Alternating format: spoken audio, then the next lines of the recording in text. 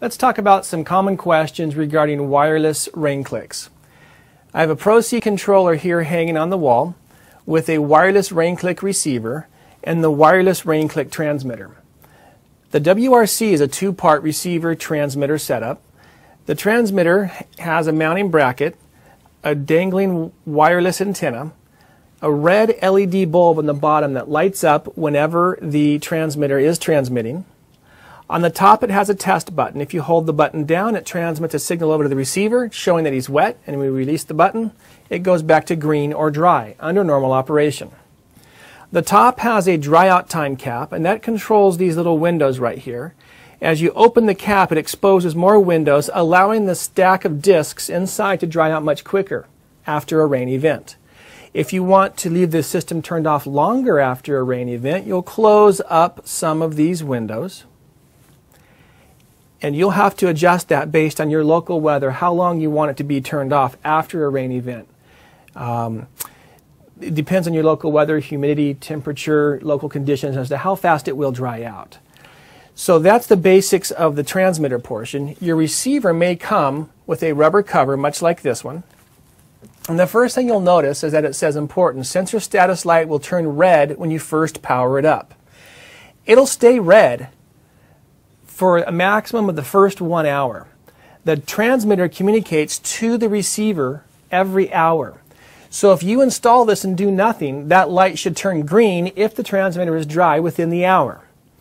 Or if you install it, power it up, the light is red under sensor status, you can simply hold down the transmit button on the transmitter and it will send a signal over to the receiver as to the state of his being, if it's wet or if it's dry. The top light here is sensor bypass. Behind the sticker you'll notice that we have a rain sensor bypass button. If you want to ignore the functions of the rain sensor altogether, you can simply go to sensor bypass and the top red light will light up. If you want to bring the rain sensor back online, take off the sensor bypass button and the light goes out. And here in the controller, we have also a rain sensor switch on all of our controllers. And it's in the same two positions, bypass or active. If you're inactive, that brings the rain sensor control into the controller.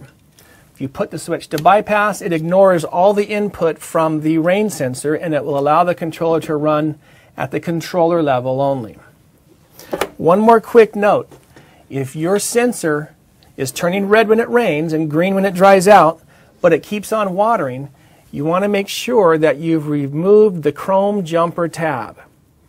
And this little chrome jumper tab, what its job is to connect the two sensor terminals in lieu of a rain sensor.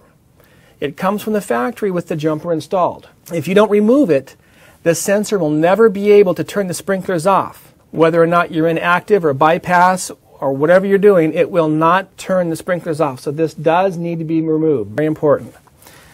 Once you know that you've got the sensor removed and everything's all hooked up correctly, a couple of things might occur down the road. One common question is, my sprinklers never turn on and I look at my receiver and the sensor status light is red. Well, what happens is on occasion the receiver may lose the address of the transmitter. The transmitter has a fixed ID number that it sends out to the receivers. They come as a matched pair from the factory, so they should already know what each other's ID or address is. But in case the receiver does lose the address of the transmitter, this is the procedure to readdress the receiver.